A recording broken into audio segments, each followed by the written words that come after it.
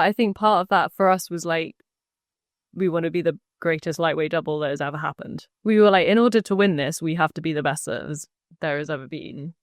And that's like the standard.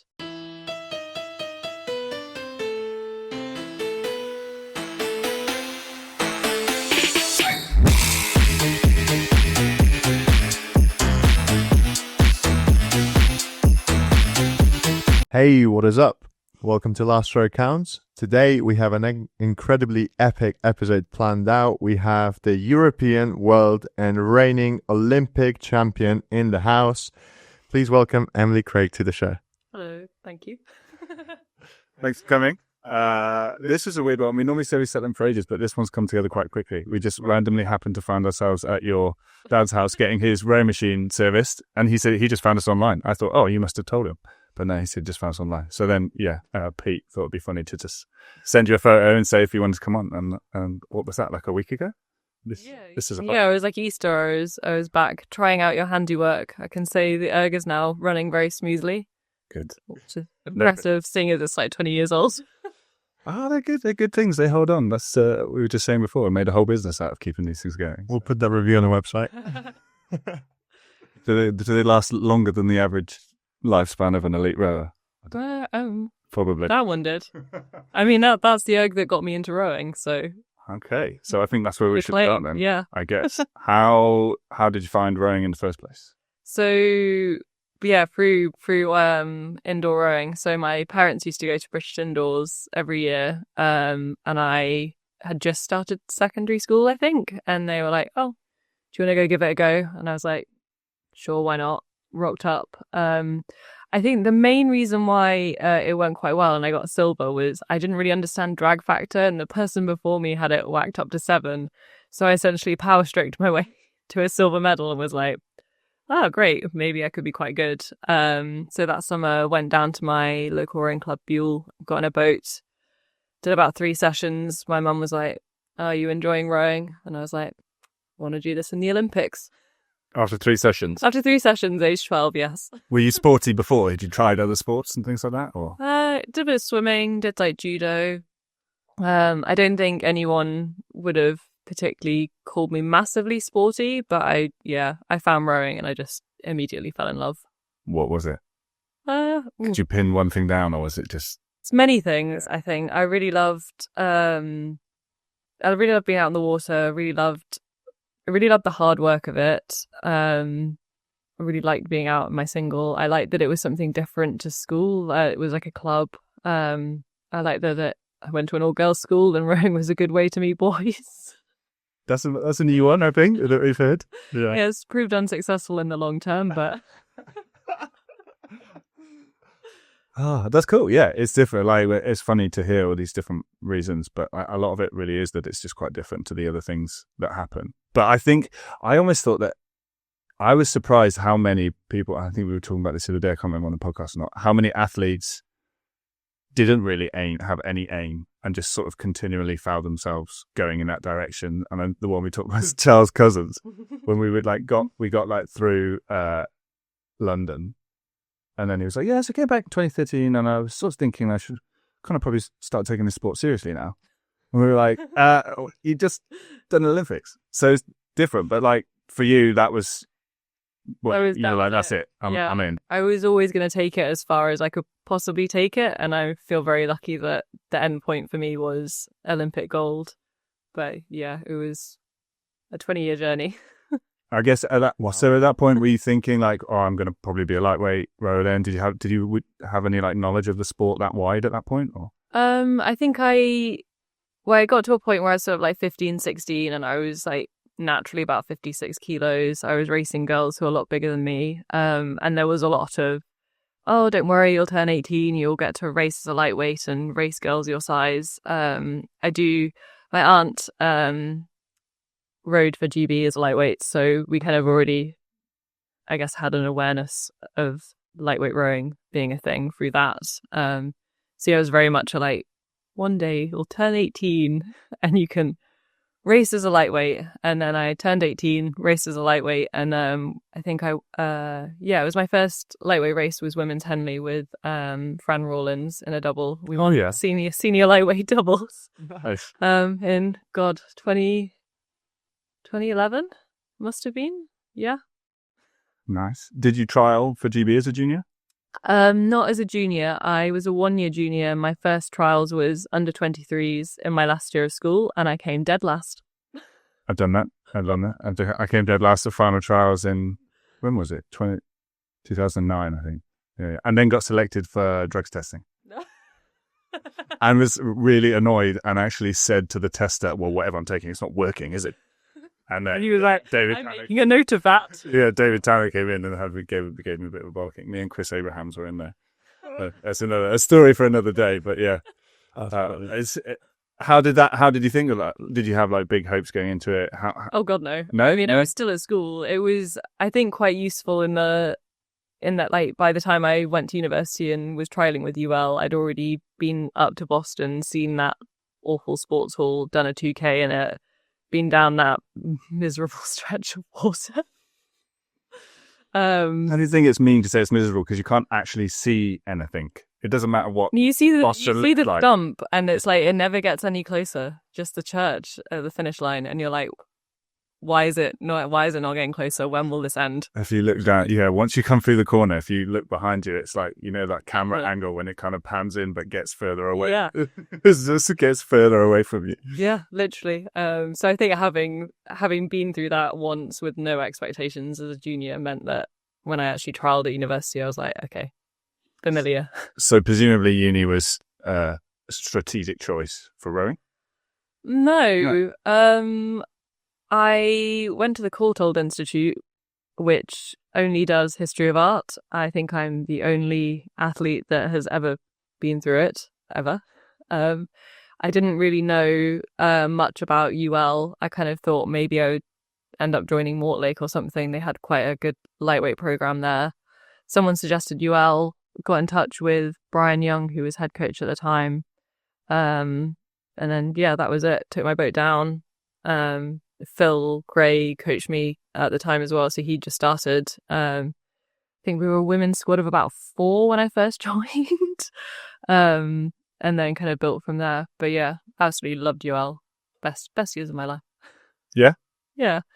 Just the mix of the student, the enjoy, not taking it too seriously, or the right level of seriousness. I mean, I think my peers would probably have argued I took it too seriously at the time. But I think it was having like a group of friends who we all wanted the same thing. We all had the same mindset, and I really loved my course at university, but I didn't really kind of connect with other students on the course because I guess they were out partying and I was up early. I'd be like leaving to go to the gym, they'd be coming back in from nights out. But yeah, no, I just loved being at UL. Just having your friends, going out for paddles, working really hard, like coming in on a cold, like February, March morning, and then just like sitting in the living room and watching the Six Nations together. It was like just really great. Yeah. The feeling of having like used all your energy for the day, like properly sent it, and like being able to chill afterwards. I love that. I love that when I finished the first year I went to the under when I finished school. Just being like, I don't have to go home and do any homework now. I just get to row myself to death and fall asleep at 4:00. That was always good. Yeah. So first year at UL, second year under 23s. This is 2013. So yeah, second year at UL was 2013 was my first under 23s in the lightweight quad. How did the process of getting in there go? Was it difficult? Surprisingly okay. I think I was very disappointed not to have gone to under 23s the year before, but in hindsight, like I wasn't good enough, so probably a good thing. And then I think I was fairly comfortably in the quad, so I don't think I was seat raced. I've got away with like surprisingly little seat racing throughout my career.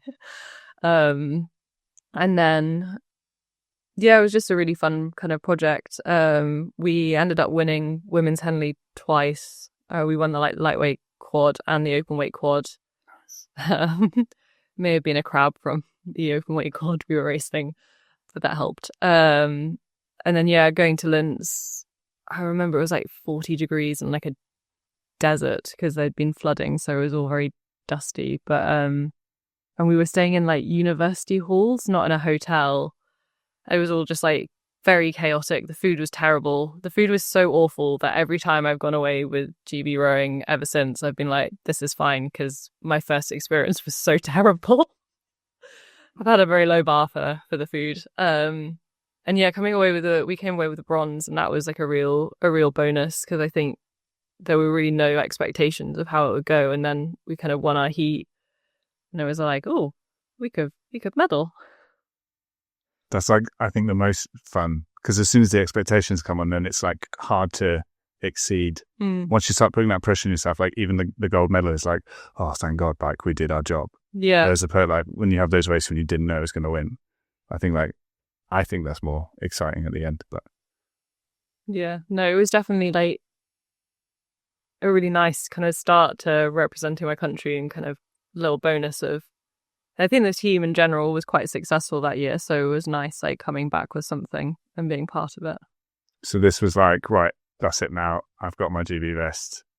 Like all systems go. Or were you already kind of there? I was there from day one. I think what was interesting was, so when I was at school, I've got my various tattoos. So I got 57 tattooed in Roman numerals on my wrist. And that was something I'd wanted to do from when I was at school. I was like, if I get a GB vest, I will get that tattoo because it will be as a lightweight. But I actually didn't get it done until after my second under-23s when I did the single. And I think that was the first time where, I came sixth. I wasn't like fantastic. But the sixth in the world. yeah, I guess when you put it like that. I was pretty bagged in the final. I was almost overtaken by the launch. But I think representing GB like as an individual athlete, that was the point where I was like, I can get the tattoo, and if it all goes tits up and my career ends, I've represented GB in the single on my own. Like I feel like that's like a good marker and like almost enough, and everything else can be a bonus. I want to talk about that a little bit. How was the experience of racing by yourself different than being with your crewmates, especially knowing that you've got the pressure of representing your country on your shoulders? And people don't look at you as Emily Craig, they look at you as Great Britain. Yeah, I think it was really, really formative because you're responsible for everything. So you're responsible for the race plan. Like you've got to manage yourself. It was also in Varese, and I have a fear of open water. Oh, that's useful. Which has been problematic at various points. But that was an added stress because I was like, there's a strong chance that at some point you'll freak out and you're single on this lake. It's a really big open lake, and the course buoyed out is like in the middle of... Yeah, so I'm okay like on the course with the boys. Like that's generally fine, but it's the like warmer area where it's all just vast nothingness. Freaks me out. So kind of managing that and having to like kind of put my big girl pants on and not drop my shopping was, I think, quite an important part of it. Did you have like a process that you went through in it? Because like even not that, there's so obviously just in general nerves, people have struggle with different things. Like was there a process you went through? Did someone help you how to deal with that, or did you just white knuckle it? White knuckled it on that. Yeah. And there's been like points like more recently where I've needed crewmates to kind of be like, okay, we're fine. That's generally when it's rougher. But I'll just get a bit of vertigo in it. But it was okay in 2014 generally. I also think just being in the single, like the racing stepped up, like getting into the A final was probably the best result I could have got, and having to fight for that was like quite a big part of like, how hard can I work? How much do I want it? Plus, you know that no one carried you to that A final. It was all you, sixth in the world. Yeah. And then it was good kind of having that summer training. So I went on and did FISU, which I think just gave me a better training base because I knew that next year I'd be pushing on an open door to get into the senior team and the senior lightweight quad. So having that kind of foundation through the summer and then going into my masters and having that year being like, right, this is the year I break into the senior team was quite important. Did you have any sort of expectations of going into the team as to which boat category you ideally wanted to row in at the top level? I mean, There's only one. Yeah, there's only one, and I knew I wasn't going to be walking into that one. So it was always about getting into the quads, and like realistically, it was always going to be the quad for those first 2 years in the senior team for me. And it was nice, kind of 2015 getting a silver medal, like good start to it, and then 2016 I had absolutely no kind of ambitions for going to Rio because I was like, there's like 6 other girls who are faster than me in this team. Like, I'm here to win the quad. I want to upgrade my silver. And I think that being my first year at Caversham, the kind of novelty of like rowing is now my job. Like, I'm being paid to row. Like, wow. Yeah. That's amazing. I think having, just that year was kind of living the dream, getting what I wanted out of it. And it wasn't, grand designs or anything like that. It was just settling in and sussing everything out. Fulfilling the dream of 12-year-old Emily wanting to and getting do to it. be a world champion, like that was still very, very special. Definitely. At that point, when you went to Caversham, you moved to Henley, was it 2015 or 2016? So after Worlds 2015, so it was like October 2015, moved in with Jack Beaumont and Jessica Layden. Yeah, I remember that because you probably won't remember this, but that's when I first met you, when you came to the Leander crew room with Jess and Jack and just chatting, and I just saw someone in the UL car. I didn't know who it was, obviously, at that time. That was me. Yeah. And you barely spoke any English at that point. Yeah, no, I did struggle when I first came here. No, well, you're doing well now. Running a podcast in your second language. Okay, yeah. I was going to say, how did you find the step up to Caversham?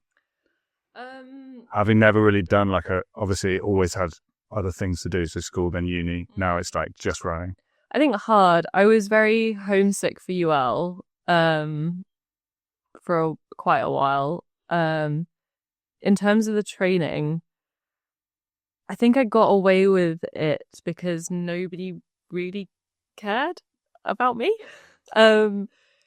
Like, there were kind of bigger problems. We were a much bigger lightweight squad, so I could kind of fly under the radar and like suss everything out. And I had like good people kind of looking out for me, but there was no real pressure to like paddle really hard or like come top of the sheet in the pieces because like I don't know, it was just there cracking on and nobody really cared because it wasn't like I was going to the Olympics. I think that kind of stood me in good stead. Like, I kind of had to manage it myself, but it also meant I wasn't pushed hard from the outside to breaking point. That's super interesting that you've just taken something that almost every athlete would see as a negative and sit there and be like, I'm being ignored and no one cares about me and no one's watching me. And you've just sat here and been like, I think this is like one of the best developments for me because in your head, you've flipped the perception of that and gone like, this is an opportunity for me to like take things at my own speed while people aren't watching me. I think that's pretty smart. Yeah. And I think, I don't know, being invisible is maybe better than being visible in a bad light. Whereas used to say, and the result is better than the bad result. Charles, isn't it? Yeah, and no result's better than the bad result. Yeah. Sometimes you got to have some results, though. Yeah, you can't miss them all. Yeah, but if you weren't producing results, obviously they wouldn't keep you at Caversham. So clearly, you must have done something right. Well, I think as well, I very much went into the system with my eyes open. Like, you go there and it's like you can't give them a reason to drop you because they will if you do. So it was always a kind of like, I've got to make sure that there's never a reason to be sent home, and not to be under any illusion that anyone was going to give me a pass or a favour at any point. So I think that definitely helped the mindset as well. I think that's another big thing. Like, thinking, like, putting your thoughts on, well, let's make sure everything's at a standard where nothing looks bad enough to get rid of me, as opposed to worrying about, like, your best performances. I think a lot of people get really stuck with trying to make everything perfect. I think it's far more efficient to be like, let's make everything we do at 85% or higher. Like, the consistency of keeping it up. Yeah, I think the consistency, but also kind of the like I was more, I don't want to like it had to be good enough. Like there was that pressure, but there was, I don't know, almost like mental, like protecting myself mentally in terms of like if I'm aware that like they're out to get me, then at least I'm not going to be blindsided if they turn around and like, we think you're crap, go away. So is that like about like creating A little the bit. reason, like, oh, they're trying to like get me out here. Yeah, or if it's like they any excuse, I'll be gone. Don't give them the excuse. I think Yeah, was kind of it. Yeah. yeah. What was the thing that you missed at Caversham about UL? And then what was the thing that you didn't know you missed from Caversham when you were back at UL? Mrs. Carr. When did I miss Caversham? What an interesting question. Says the person that's still training there.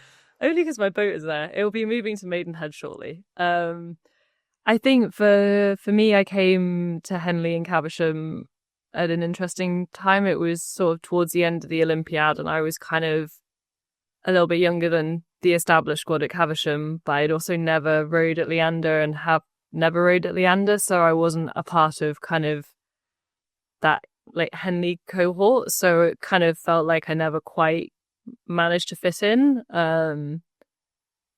Yeah, so Henley never, like in the 5 years I lived there, it was never like home. So I think that's why I missed UL quite a lot, and one of the reasons why, like at various points in my career, I've gone back to UL when I've kind of needed it, because it's just always been a bit more like home. I think that's a great statement for any alumni listening to this also. So you can go back to your university club because you will feel welcome there. And that's probably not just the case with UL, but also things like the Blue Stars, the Tauruses and other places. Yeah, I think Henley is quite like a transit spot as well, isn't it? There's so many people trying. You either get in or you don't. No one hangs around a long time. So it's like just constantly changing. The meat grinder. Yeah. Who someone referred to it as that? Yeah. I wanted to ask, 2016 when you won gold, did you let yourself enjoy that, or was it just like, yeah, cool, right, next? No, I'm pretty sure there was definitely a fairly big night out afterwards. No, that's a good thing. I'm really like, frustrates me when people win and they wouldn't even let themselves like enjoy it. Oh no, like you've always got to enjoy the moments, otherwise, like, how sad. And Rotterdam was no short of fun. Yeah, I think they'd initially wanted to basically bung us on a bus straight back to the UK, like, I don't know, like an hour after our final, and we were like, our family are here, we'd like to hug them, thanks.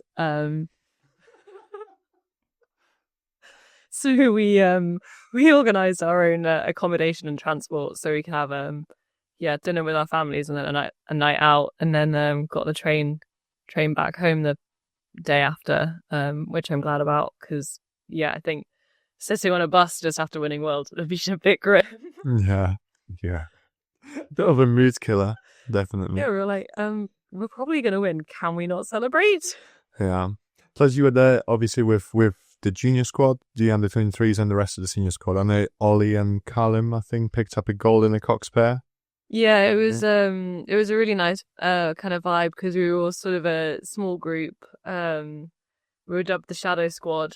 Oh yeah, we heard about that. Yeah. We had Ollie Cookham, and that's awesome. Yeah, so it was I think we got 3 golds and a silver maybe as a sort of little tiny senior team. So I think everyone being successful like really obviously changes the vibe, and everyone's in a good mood. So it was a really fun experience. I think being a little bit separate and being a little bit underdoggy kind of just gives it a vibe.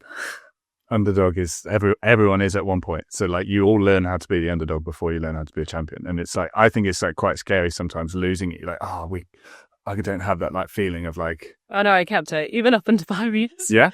I was like, still the underdog. Ooh, I'm still not very good at this. Nobody look at me. But then again, that's you like creating that Yeah. opposition that you need. Like, we'll definitely get onto that. It's interesting. Some other stuff on there. And then for anyone feeling like sometimes like you're not good enough, you can still win an Olympic gold and feel the same way. So Yeah, sometimes, everyone feels not good enough. Like at all times. I'm just saying it's normal. Basically, if it's more ubiquitous than like people, Especially with rowing, like you'll never be perfect at rowing. There's always something you can do better. I mean, I've looked at videos of you and Imogen in that double, and there aren't many things I can find which could be better. So that's arguable. So we watched them rowing. The sculling in 2024 is pretty impressive. Yeah, no, obviously. I wanted to ask. So post 2016, off the back of that, do you give yourself a bit of a break in the summer? Because I feel like you don't. What did in 2016, I worked in a Japanese art gallery in St. James's, which I've kept that relationship and gone back and worked there over the years. So I did a bit of work there. So art's still like the escape Well, in rowing. I mean, when rowing was my job, yes. I feel like it's now flipping. Interesting. So now rowing's your escape from art. Well, I mean, technically my work is with coins, which isn't really Japanese art. Yeah. But yeah, like now the hobby and the job kind of, I guess, flip a little bit now that the job is more art auction house based, and rowing is the hobby. Though I still have to have Sundays off because training still sort of somehow feels a little bit too much like work. Yeah. You got to, I remember speaking to a coach. We were talking about when you finish rowing, you've got to kind of relearn how to exercise and not train. It's just exercise, it's not training. Yeah. And like, will you do South of Stroke? Are you looking at your split? Tell me you're not. Oh, so, I think, I guess we're jumping ahead a little bit, but, so I was racing with a bulging disc in my neck in Paris, which I wasn't aware of until I couldn't lie down after the games. So we realized the second week of the games I was getting physio every day, and I was like, I can't move my neck.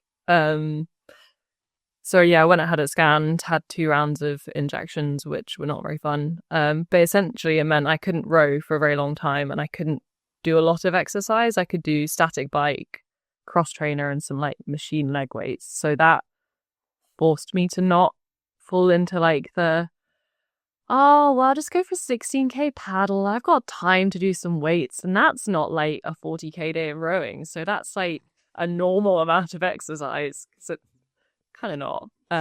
For the week, for the average person. Yeah. So it really, the neck wasn't fantastic, but it really did stop me from falling into bad habits. And then when I did try and start building back on the erg initially, I was like, well, I'll just pull the same splits as last time, but just shorter distances and build it up that way. And then had several back spasms. I was like, okay, that's not working. So went back to square one and had to do several weeks of erging with the not just the screen off, but like I had to unplug the screen so I couldn't even go back and see the splits. I was just like, you gotta just do this on heart rate, girl. And now I can look at the splits and like they are not where they used to be, but I'm okay with it, and it's fine. Wow. That's addictive behavior, isn't it? Like, I even know if it's plugged in, I'm going to go back and check my scores. Oh, I love that. That's amazing. I've never had anyone say that. That is brilliant. So, and also I think because I'm like erging a lot in public gyms, like even though I know the person next to me has no concept of what a good score is, it would still be in the back of my mind. So I'd have to be like, no, you don't get to see what's happening here. Yeah, I know exactly what you mean. I've done ergs, or even like I did spin class and stuff in gyms, and like some random person has like looked at your screen, and you're like, I'm gonna destroy you now. Like, I'm gonna race to the death. Like, he doesn't even know we're racing, but because he looked at my screen once, the red mist has come. The best thing was after Tokyo, I was doing all of my training. I was at UL, but doing all my ergs and weights at a Pure Gym in Piccadilly. And doing a half-hour Ray 20 on a Monday morning with the people. People were freaked out. People did not like that. Were you like screaming or like is that shouting? You know, no, I'm not a shouter. If you're shouting, you're wasting energy, right? Love that. But just like, I didn't think anybody had really seen a person work that hard for that long at like 7:30 in the morning. No, especially in a commercial gym. Also, yeah, especially like a small woman, to be honest. Like, were you told for a lightweight? Yeah, but like still small in my mind, I'm small. Fair enough. Yeah, and then also the fact that you could pretty much beat every single man in that gym on a rowing machine one. Oh yeah. I'd be doing like 18Ks and someone would come in and try and like pull my split, and then they would realize that I was going to be doing that for a very long time and they should probably just go. Yeah, man. Did you get any good scores on those eggs in commercial gyms? No, because I was just like fully overtraining and under recovered. Yeah, I was going to say, pretty it's sure. possible to get a good score after you've been rowing on the machines in the GB team, after you go to a commercial gym and it's like every single stroke you take, the sprocket goes. Yeah, I think it was that and working a 9 to 5 and training twice a day. Just like I was just on my knees by like kind of 3 months in. This is post 2020, 2021. Yeah. Because I'm pretty sure, I think it was like 7 days after your final, I was at Caversham. I was out on the water. Yeah. Yep. I was at Caversham fixing eggs and you were out on the water. But see, here's the thing. I actually really like rowing. So what I asked... So crazy concept. I like going out and rowing. That's good. That's a good thing. Like I didn't know if I wanted to go back after Tokyo until like maybe February, March 2022. I asked Morris while you were there and he said that you said if you had too much time off, you'd just like stiffen up and wouldn't be able to row again. Yeah. Like my if I didn't do rowing mechanics and like my time off, then I'd get back onto the program and I would have a back spasm. So I'd always have to do like a little bit in the break because otherwise it would bite me later on. Did you struggle with injury like throughout, or was it came kind of later on? Oh, the whole time? Oh, there's so many injuries. Yeah. When did you sort of first struggle, like pre GB stuff, or? So I guess my first like one was like a bit of a rib niggle, 2013, 2015 or 16, like some back stuff, and it was generally fine. And then like my first big one was 2018. I was having back spasms, so that resulted in a hip injection. So lots of rehab with that. Then 2019 had intersection, so had my wrist injected and then eventually operated on. Then this is like a 101 of rowing injuries. The back, the rib, the carpal tunnel, the Wikipedia of rowing injuries. When I had another hip one at some other point. Yeah. 2021 I had my right hammy injected. I had some like golfer's elbow at some point, so I had to like tape myself throughout lockdown. Then another hip 2022 or 3.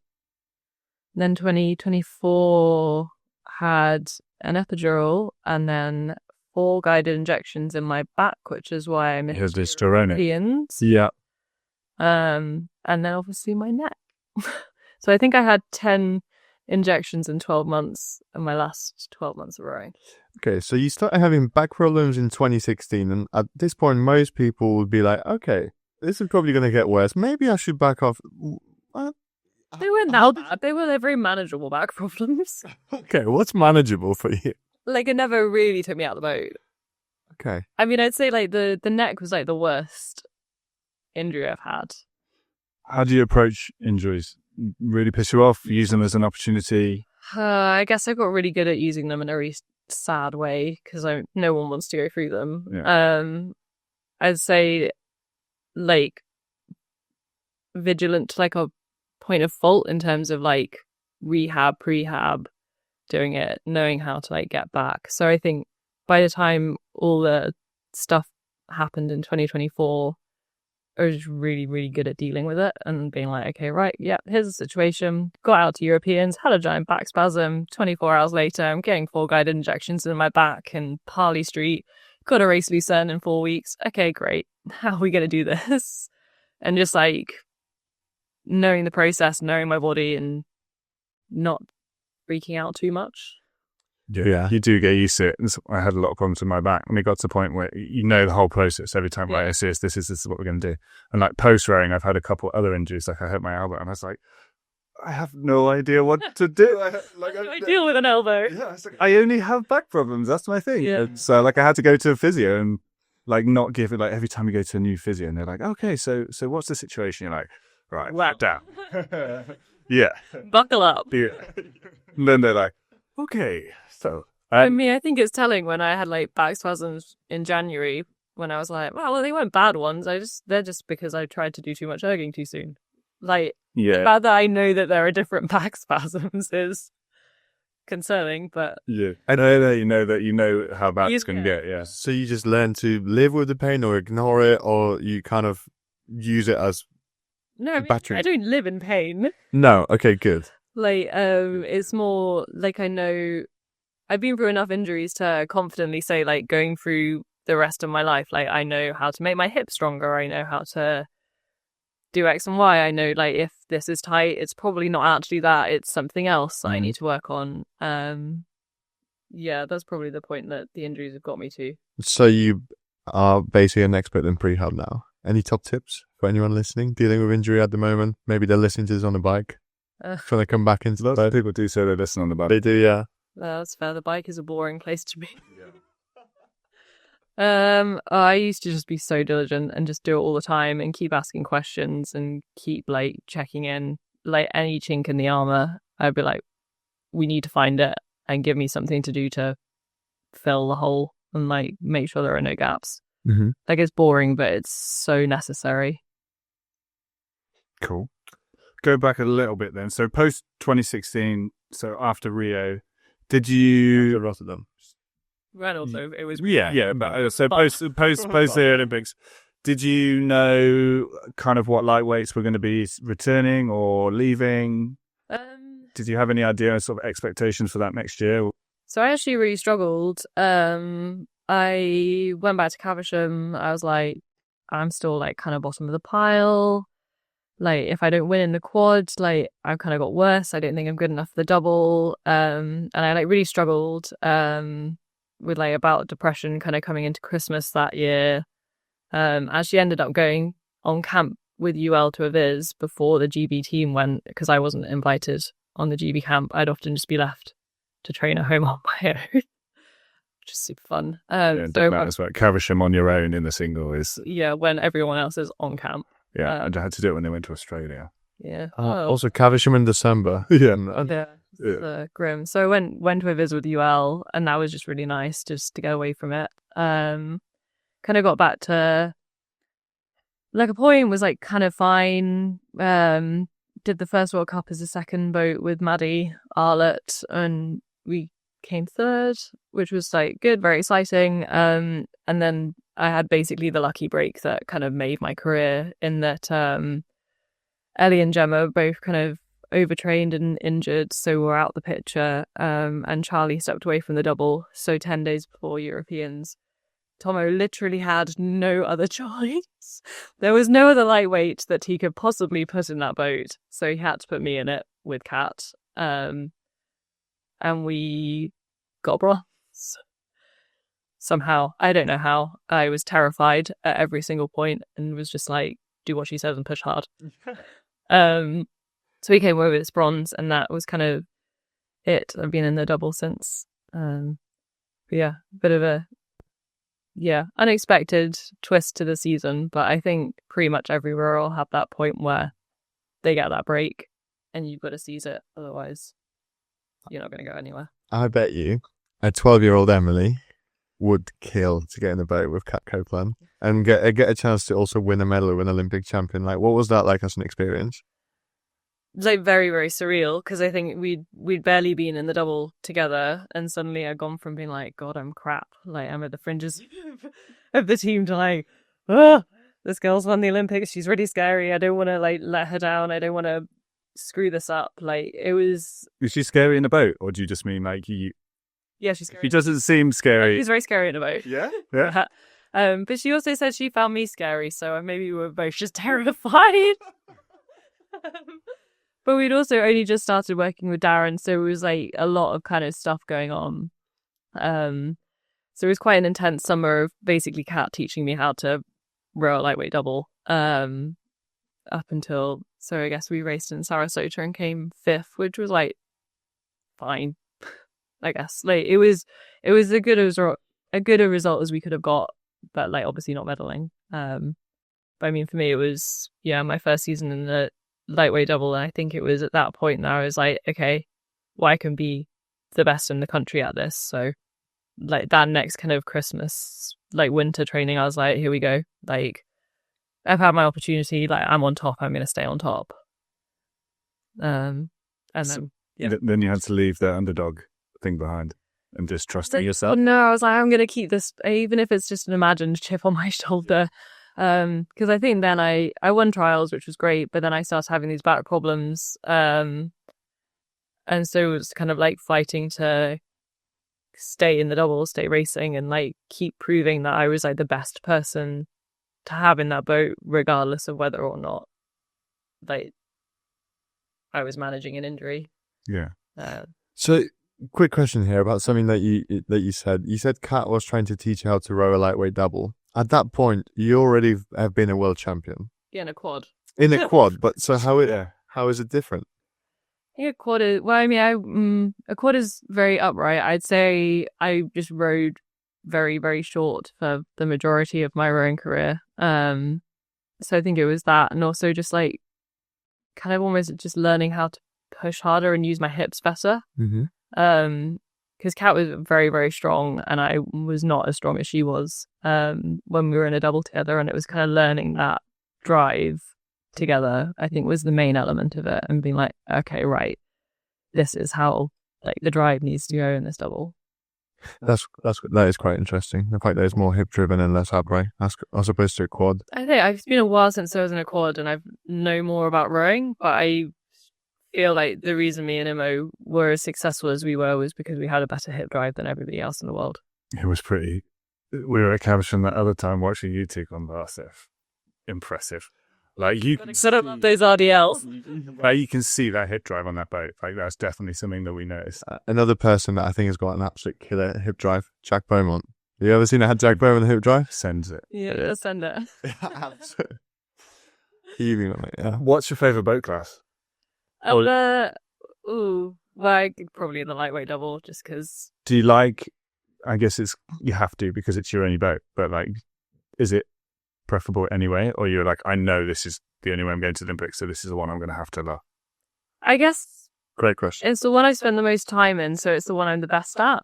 So therefore, like I've been in the best lightweight double that has ever happened. So I've not necessarily been in the best best lightweight single, or been in the best lightweight quad. Mm-hmm. And I definitely haven't been in any particularly good 8s or 4s or pairs. Do you like rowing? Have you done much? I'm terrible at sweep. Not a fan at all. But I'm like, why would you twist your spine and rib cage and then put load through it? Like, why would anybody think that is a good idea or B, enjoyable? I think if they've had as many injuries as you, yeah. But I also agree. I'm pretty sure if I touched a sweep blade, I would immediately get several stress fractures. They're going to keep you away. Yeah, so I've not really ever raced sweep, so to me, sculling's pretty much what I know. And then it baffles me when sweepers say, like, sculling's harder. Like, no, you just go in a straight line. You've got a perfectly symmetrical setup. Like, how? It's the road layer, just do not rotate. I mean, I did, like, sweep at Bucks and stuff, but I was terrible. It's funny. It's amazing. I've always found that fascinating. Yeah, I've never really been able to make I always said if sweep didn't exist, I would have never got anywhere, and my sculling was not that good. So I'm lucky in the other way. And you've done some sweep. I've done sweep like in training. I've done like practice pieces and things like this, but never. You're pretty good. You used to jump in the. You're pretty deep. You're classic sculler. Color sculler gone sweeper makes it work. Yeah. What did I want to ask? Oh yeah. So getting in that doubles, 2017. So 2018 was Kat was still around in 2018. Not really. No, me and Ellie Piggott. Why did Kat just retired? Was it injury or? I think she'd taken a break. She wasn't sure if she wanted to carry on. So I don't think she officially retired until 2019. But yeah, so it was me and Ellie. We got bronze at the first World Cup, and then the back issues began. Super fun. And then we didn't race again until Worlds, which was Plovdiv, and we came fifth. Which is fine. I was I was quite ill after our semi. Like, it was fine for the final, Yeah, it wasn't like an ideal run into Worlds, to be honest. But yeah. So, how many athletes did you have in the lightweight squad at that point when you were rowing with Ellie?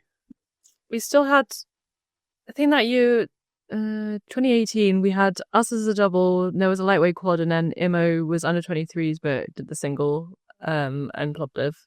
Yeah. So there was 6 kind of as a core-ish group, and then kind of Imo came in. Mm-hmm. So then, when you said you obviously started struggling with your back and injury, it's a very small squad. How did the team approach it in those types of situations? Because obviously it was kind of a recurring injury. Were they supportive, or did you feel like you really needed to just step up to prove to them that you were going to be capable of like doing the job?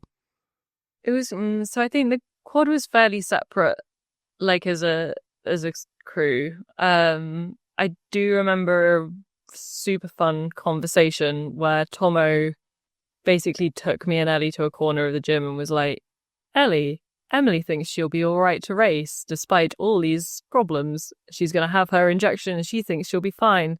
Are you comfortable with that? And Ellie was like, yes. And I was like, what an inappropriate way to have this conversation. See, at least Ellie backed me. Well, that's what you want. But would I say that all members of coaching staff were supportive? Based on that anecdote, no. Okay. I think I'll leave that there.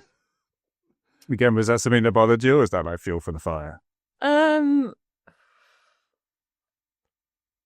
Just another day in the office. Yeah. It was what it was. I mean, Darren was supportive. I mean, I was very stressed about my back and like very paranoid when we were on camp. And him and Ellie both like managed me being very stressed on edge very well. So there was a support in the immediate kind of crew, which is what I needed. Yeah. So 2019. So that's 2018, fifth with Ellie. Yeah. And then 2019. 2019 was the wrist. So that We're doing it by injuries. Yeah. So that took me out from like February, so I missed final trials and then had to seat race my way back into the boat. So I did Europeans with Maddie as an open weight double. I think we came 9th, which wasn't like terrible, I guess. Then seat race back into the boat, so it was me and Ellie again. And then right after the 3rd World Cup, Ellie found out she had a rib stress fracture, so was going to be out for Worlds. So I found out the day before we flew on camp that Imo would be coming into the boat, and me and Darren called me and we had this conversation. We kind of decided that it would be better if I moved to the bow seat and Imo would go in the stroke seat. Nobody told Imo until we were in Varese. It was all of it so fake. So they think she'd moved and she like unpacked in her room, and then it was like, oh, you're in the double, so you have to pack your stuff up. You're in a room with Emily. So then we had the 6-week run into Worlds where we knew we had to come 7th, otherwise we wouldn't qualify for Tokyo.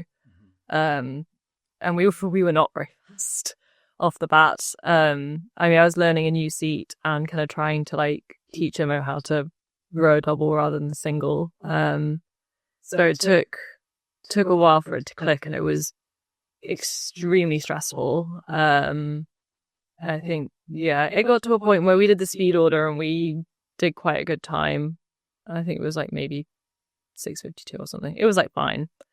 And Darren was like, okay, yeah, I think that'll be okay to qualify. And I was like, aiming to qualify isn't good enough. We need to aim to get a medal. Like, I want to get a medal. And he was like, okay, fine, if you say so. And then, we raced and had a very kind of steep improvement curve. And then, came out of nowhere to sneak in and get that bronze. You say it was very stressful. Is that internally or externally? Is that stress you're putting on yourself? Kind of or do you think both. It was I mean, the Olympic qualification thing being the looming? Yeah, they're like, okay, well, it's not just like we've got to qualify for the Olympics, or like, do any of us have jobs next year? Yeah. So that was definitely an added element of it. Well, when you put it like that, Yeah.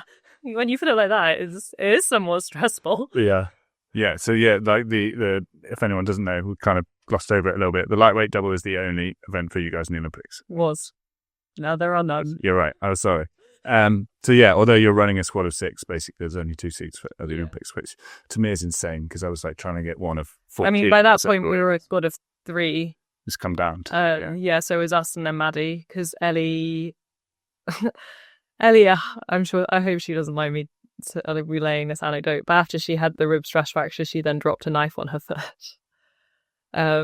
Yeah, so then she was initially going to come out as racing spare or spare, and then couldn't because she put a knife through her foot. things happen. But again, like you said, these are like things where like opportunities happen, isn't it? When people get injured and make mistakes, accidents happen. These things happen. It's not much you can do about it. you don't want to shoot yourself in the foot by accident. So instead you do that. I wanted to ask, what did you, how did you like working with Darren? Because you sort of said earlier that you are not a numbers person. And my experience from him is that he very much is a numbers person. So we started working together in 2017, and he hadn't really worked with women for a while, had been working with the lightweight men, who I think it's fair to say, like, as a squad, were fairly confrontational in their style of working. I am not confrontational in my style of working. So initially there'd be a lot of like, why aren't you making this change? You don't want to try. You don't want to be here. And having to have that conversation of like, I do want to make this change. I am trying to make this change. Can we approach it differently?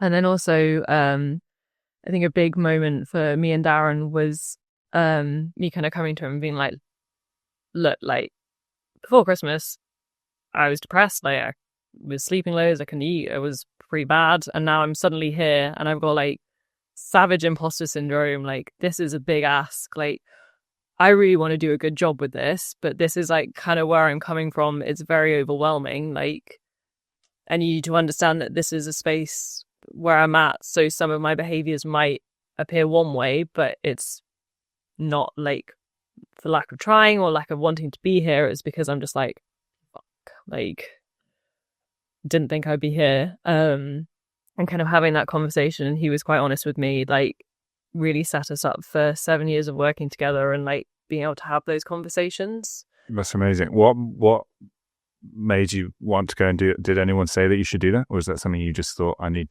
to tell him where I'm coming from? It was kind of that. And I think just in general as a person, like, I think I work well when I can be like, this is how I'm feeling, and like kind of express it and like talk about it rather than like trying to deal with it on my own. Like, I always find, even just like on a daily thing, if I was like in a bad mood, a bit pissy, I'd be like, oh, I'm a bit pissy. I might be a bit quiet. It's not because of you. I'm just in a mood. Yeah. And then like generally I'd say it, and then I'd be like, oh, I don't feel so pissy anymore, and it would be fine. It was kind of that like being able to voice it and like talk about it was just always a way for me to kind of process a lot of stuff that was going on. And I think I was very lucky that Darren was a coach that actually saw that and respected it, and it worked well. I mean, there were more stressful times, like say that summer 2019 as well. Spent a lot of time like chatting to Mark Hunter, because I was like, who's dealt with Darren before? Who would be a good person to talk to? And he's been a very good person to talk to over the years. So like kind of lightweight rowing mentor and just Darren guru. And even just like hearing someone else be like, yeah, it's really annoying when he does that, isn't it? Being like, yeah, it is. I'm glad you went through that too. You've got something to relate to, definitely. That's 2 amazing bits of advice. There's so many people, myself included at times, that like didn't feel I had like the confidence, or didn't want to say things to the coach, or felt that maybe the coach wouldn't listen if I did. And it's really like mature attitude. And like, I'm sure there'll be people that are like, oh, maybe it would be better if I just said how I was feeling. I think like that's it's such a dangerous one though, because I know there are people that don't feel comfortable and don't feel like they can have that relationship with their coach. And I think I've been fairly bullish with my like mental health over the years. I've been like, this is what I need. This is like, you will respect it. but I know that people won't always feel like that, and it is a very kind of hard line to kind of tread. Yeah. You look at it from the other side. Say you didn't have that conversation, then you risk spending 7 years working with someone every day and then just feeling almost misunderstood every day, potentially. I'm not saying you would have. Probably wouldn't have worked together every day because I probably wouldn't have got any better and wouldn't have got to where I got to. Well, exactly. And sometimes it just takes that little bit of bravery to explain yourself so someone knows exactly where you're coming from, or like what your characteristics are, or sometimes how do you voice criticism, or not every feedback can be negative. It's just all down to the individual, but just saying on that platform makes such a difference. I think like in general, and I've said this to some people I mentored before, maybe haven't wanted to speak to coaches. As weird as all rowing coaches seem to be, and I've been one, so I'll include myself. And like in the sport of rowing, how obsessive we all are. I think it's important to remember that most coaches want the best. Well, everybody's working towards the same thing. Yeah. And it can seem not that way because they might be doing it in a different way too. But I think like most of them seem the best. And I think anyone who is trying to do that is welcome to change. And certainly as an athlete, you realize like, I remember sort of looking at athletes who wouldn't take criticism well and being like, you're not going to go anywhere. Because if you can't take the criticisms, like it's not going to happen. And I think I kind of hate that. And the flip side is sort of, there's a coach who's not very good or doesn't do something very well. And the opinion always is, oh, he's old school. I was like, that's a crap excuse. Like what you're saying is like, he's not, or her, or whoever it is like not willing to like try new things. And I think any decent coach or anyone who does have that same mentality, for the most part, is going to welcome trying to do things differently in order to get better. Yeah. Cool. So 2019 was a bit wild. The serious stuff, and we'll bring it back in. I know it's good. I think it's awesome. It's really like one thing about this is we get to sit on the other side from the best rowers in the world and like listen to everyone, many of which have had like the same problems over and over again or found different ways to solve it. And rowing on every single level is so relatable. It doesn't matter if you're trying to win the Olympics or if you're trying to win Maidenhead Regatta or whatever, like the pressures, the things, outside pressures or pressure you put on yourself or your coach, or those, like they're all the same. So like that's like, I was like, oh wow, and that's the feedback we get, is that a lot of it is like transferable. So plus also, let's not beat around the bush that you are an authority figure in rowing. Like a lot of athletes, especially young athletes, do look up to you and Imogen. What you've done, the journey that you've gone through, which we're about to cover over the last few years, I think has drawn so much attention from everyone. So it's good to be able to ask you these questions and then just find out your opinions. Yeah, it feels a bit weird because I still just feel like I'm just someone who quite liked rowing and took it way too far. That joke that went on a bit too. yeah. Oh, whoops. This has taken over my life. Just jumped on the rowing machine and like, oh, this got out of hand. Yeah. So 2019 you get bronze with Imogen. Coming back, 2020 Olympic season, we don't know anything's going to happen yet. What were your sort of expectations on that year? Did you know that was going to be more set? Did you have an idea of like a medal? What was the headspace? Yeah, I mean, we were very much like, okay, right, well, we think we can medal. Like, what can we do with it? And we were given kind of a bit more. We were kind of like signed off in terms of like, okay, you got your medal, you qualified the boat. Like, we were given more kind of room to train as a crew and less like kind of selection pressures. So it was kind of like, okay. So we done final trials and we were selected as a double kind of as the world was ending. I remember we went for a paddle like after everyone had kind of been sent home because we were like, who knows when we'll be in this boat again. So I guess we were like a fairly set crew and it was like, okay, we won a medal, and then obviously kind of everything changed. But I think for me, certainly like the first bit of lockdown like was actually quite positive, like having that time on the erg and just training. I think I'd like struggled with the erg a little bit and it kind of helped me rebuild that relationship with the old grey beast. And it was just quite nice, like training 3 times a day. There was like no pressure. I was like, bonus, I'm going to be so fit and strong by the end of this. Like when the Olympics do roll around, like I will have a much better engine and be physically like in a better place. So I think initially it was like kind of fine. And then I guess 2021, it was just very hard navigating like all the COVID restrictions. Darren was responsible for a lot of kind of the COVID stuff. So I think he was fairly kind of split across like doing different things. I had some stuff going on in my personal life that meant I was just like a complete mess for a long time, which didn't help. So I think the result in Tokyo was the best result that we could have got. We didn't do anything wrong. We did our race plan. It was all good. But like the circumstances and like everything that happened in that year just meant that we were never given the opportunity to like really be as good as we could have been. I think is sort of how we see it now. Like there are loads of things that in hindsight are like, you know, if that had been different, but like it wasn't different. We dealt, you know, we played the cards we were dealt and we got that result. It's mad. We're talking about it. So obviously it happened in 2021 Tokyo Olympics. So there was 1 second split between first and fifth. Yeah. All the first 5 boats came in second, and you were point.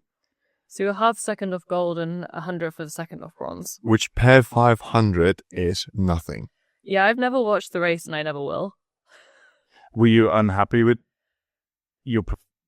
did you execute what you wanted to? Yeah. But it was like that overriding. It got to like the last 10 strokes and I was just like, there's nothing left in me. Like there's been too much this year and now like this is beyond my limit. Like I can feel the other boats moving and we're not. So I knew we'd come fourth when we crossed the line. I had no idea how close it was until I was in anti-doping and Sanard was like, do you want to see your photo finished? No, thank you. My what? Sorry, my what? I mean, it was just so underwhelming. Like, you cross the line, you've not got a medal, and you're like, I guess that's that then. Like, all that stress, all that pain, all that work, like, I guess we just go home. And I think we did a very good job of trying to make the whole experience into a positive. We're like, you know, we didn't mess up, we didn't do anything wrong. We're here, we're at the Olympics, we want to make this like a positive experience. So we had the option of like leaving immediately or having like another day. So we stayed the other day, like kind of did all the like got a haircut, like did pictures at the rings. I mean, there wasn't much you could do because of COVID, but we were determined to kind of have as a good experience and not kind of like let it define us too much.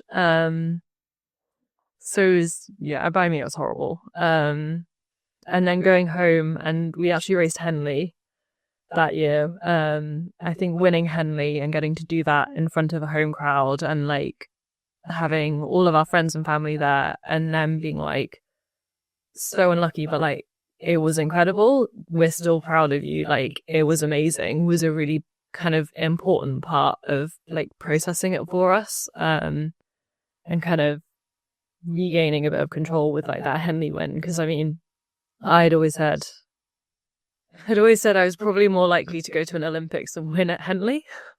So it was quite nice getting to do both in 1 year. Yeah, that's interesting. Well, yeah, from a lightweight perspective, right? So there can't be that many lightweights that have won, not international events. Yeah. I was just going to ask, obviously, because we had 4th places in Tokyo for GB. So was that a little bit easier to digest because you weren't like the only one in the team who's had a similar result, so you could like relate to it? Nobody had a result like that. I think it was how close it was. Like, I mean, I still have the photo finish on my wall because I'm like, not all 4th places are equal. Yeah, right. I mean, if everybody else had come home with medals, I don't know, would it have made it worse? I don't know. Like, if everybody had come 5th or 6th, would it have made it better? Like, I don't know. I don't think all the other 4ths really factored into how we felt about it. Yeah, fair enough. So at what point after crossing the line did you decide, like, that's it, I'm winning this in 4 years' time? Well, I was going to say, just before that, like going into Olympics, did you know you were going to continue? Oh no, I thought I was like, I always wanted to be like Tokyo and done. But we also thought that I was going to say, yeah, at we this, also thought that the lightweight rowing wouldn't continue after Tokyo. yeah, at that point, that was real. That was still what they said was going to happen. Or, We knew that it was going to continue before Tokyo. right. But yeah, I was still pretty sure I wanted to be done. But like my entire life was such a mess that I just need to sort myself out. So I kind of needed to step away and like take some space. Like COVID and all of those restrictions have made my world so small, and it was really important for me, especially not having a medal, I think, to go away and like find value in myself as a person away from rowing. So that's why I kind of took a step back, got a job, like moved out of Henley. I was like, I need to live somewhere where I can buy milk in peace. Please go for coffee without everyone be like, ooh, who do you go for coffee with? We're just trying to walk down the road and getting stopped every 30 minutes by another rower, yeah. Yeah. So I moved to Maidenhead. I mean, still some rowers, but like it's much bigger. So it's, yeah. Unless you're at the train station, you're unlikely to bump into people. Yeah. So yeah, it was going away and like finding value in myself, having a bit more of a life, and letting myself come to the decision kind of naturally and like not forcing it. Because I think if someone had made me go back or like made me make the decision before I was ready, I would have been like, no, fuck off. I'm not coming back. So that was quite important. Darren and Emma were very good at kind of giving me that space, like going back to UL, just enjoying rowing and doing it on my own terms. And also like there was a lot of personnel change at Caversham, letting that kind of run its course and settle down, I think was quite important. But it got to the point where, like I said, with the job and training, I was on my knees, like I was just getting slower every week, and I was like, how long can I realistically do this without compromising like my ability to come back? Andrew got appointed. He was like, I want you back after final trials. Initially, like the very stubborn part of me was like, no, don't tell me what to do.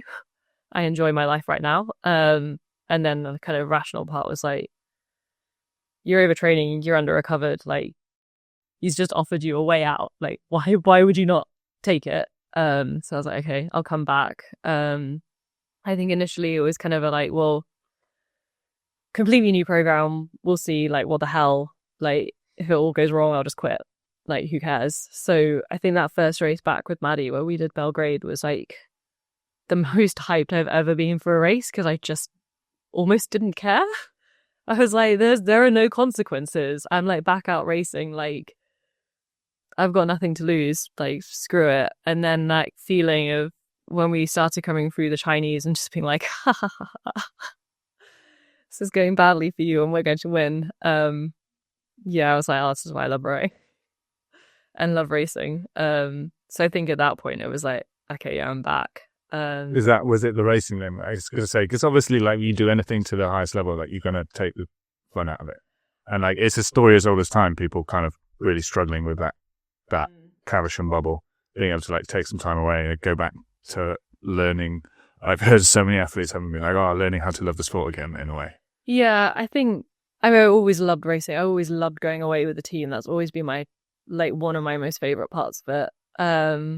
When I came back, I was like very much like, it has to be different. Like how I feel, like how I come back, like I can't have it feel like the last Olympiad. Like I have to feel like I have value, like I can go and do other things. One of the reasons why I live in Maidenhead is because I can get to London. So I can go to the theatre, I can like go for drinks, I can have a life and an identity away from rowing. And that was like a very important part of like coming back and feeling like I was, I don't know, more complete as a person rather than just like a bit of a, like a, I don't know, not object. A rowing machine. A little bit, but just like grey and one-dimensional. And also coming back for me was really important. Like you don't have a fourth place like that and like come back and be like, it's all about the gold medal. Like, that would be really stupid. So I came back and I was like, okay, the result, I don't know what the result will be. I don't know if I'll even make it to the end of the Olympiad, like, let alone like if I'll get gold. So how am I going to have value and meaning in these next like 2.5 years that I'm going to be in this building away from that result? Like, I can't walk away from this and be like, damn, I wasted my time, or like, you know, like I was like hitting 30, you know, these years are precious now. Can't be wasting them. So kind of, for me, it was important, like, going back, and I ended up being athlete rep and like feeling a little bit more like kind of more of a leading figure in the squad, and kind of being able to be someone that like younger new athletes could talk to, and like being more kind of influential, and like having a slightly different relationship with support staff, and having more kind of ownership over the program, like as an individual and my own training, but also like kind of what we did. So that was a huge part of like how I wanted to come back and do it right, and feel like it was worth it, even if, you know, we'd not got the result at the end of it. That's awesome. Everything you just said is like so awesome, because it's such a overspoken about thing, but like process versus outcome. And like the thought, like what Pete said and what I thought is, oh my, like those girls are going to be like, right, gold or nothing, like 3 years gold or nothing. And you were like, focusing on outcome is really stupid. It makes this next 3 years seem worthless if I don't achieve that. What's actually going to make me enjoy rowing, like be a bigger, better part of my life. Like everything you just said is like what everyone needs to listen to. But I think as well, like, I knew I was good enough to win the Olympics. I was like looking at that picture and I was like, I had the worst year of my entire life by a significant margin, and I was that close to winning a gold. If I'm happy, I'm going to be fucking flying. And I was, but like it also, there was still that, like, it can't all be about it, because like there isn't a guarantee, and I also don't know how that result, even if I get gold, I don't know how that's going to make me feel. So it was very important, and it fits in with, like, we were a very, very process driven crew. Like, everything was process, nothing was outcome. Putting fun into it as well is like another thing that comes up again and again and again. Like I think Ben Lewis said it right: turn up, train hard, have fun. You can live without one for a while. Like, you can turn up a lot and train really hard, but if you're not having fun, it's not going to happen. You can turn up and have a lot of fun, but if you're not training hard, it's not going to happen. Like, you can have two at one point, but like you need to kind of keep revisiting each one of them. Yeah. I think because we were, again, like, fairly established, we were there to win a gold, but we were given a little bit more autonomy, and like we had a bit more flexibility, especially with like Andrew's kind of process and like ethos in his program. So that if one of us had something we wanted to go to, we'd just be like, oh, I've got this on, like, could we tweak these things so I could go to it? And I'd be like, yeah. So like, I definitely noticed in a few of those years, like, you didn't always do all of the World Cups. Was that more to do with injuries or with the time? Yeah. I thought because it was through brokenness. The other question I really wanted to ask is, like, coming back from 2020, you knew that this was going to be the last one for lightweight doubles. GB announced that they weren't funding any more lightweights. I'm sure other national programs did. You pretty much knew that every double that you raced in Tokyo were going to be the only doubles you were going to race for the next 3 years. I mean, I don't know, maybe not. How is that a consideration? We come back and, right, how are we going to come back now and beat 3 crews that beat us? And so you kind of said, like, if you are on a good one, you know you're going to be better. Is that a consideration, or is it just like, we don't care what anyone else is doing, we think we can go faster? I don't really think I ever really cared about anyone else. Emma would always tease me because I just like didn't really know who we were racing or their names. She's like a bit of a buff on the cruise, yeah. Yeah, she knows everything, and I'd just be like, who's that? Have we raced that person before? Yes, Emily, you've raced them every single year for about 4 years. Oh, right. So for you, that's just not information that's going to make you faster. Yeah, I don't care. Like, they're not going to slow me down. I'm not going to slow them down. It's about us and our boat going from A to B. Like, I think I saw our 2K and our boat as like this thing that we had created, and we were going to just show it to the world. And like, especially by Paris, it was like, we've made something really fast, and that's what we're going to go out and do. And if you can beat that, fair play. but we're pretty sure you can't. Nice. And it was very like separate. Yeah.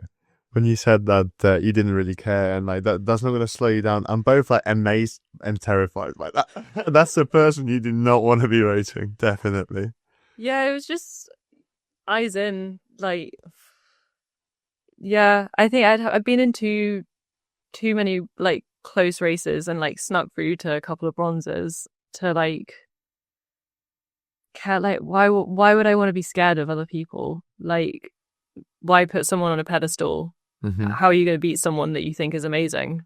Like, yeah, no. Yeah, no, you're totally right. But again, that's a difficult thing. It's a What's the mindset Jürgen that quote? takes time to, I don't know, you say. They all boil in water. Oh, he had a load of weird ones, yeah. Yeah, they all just boil in water. Yeah, it's right. I guess they do, but I don't think that's the saying, but it technically makes sense. I was going to ask, how was the double different from inside of the boat between like in the two Olympiads?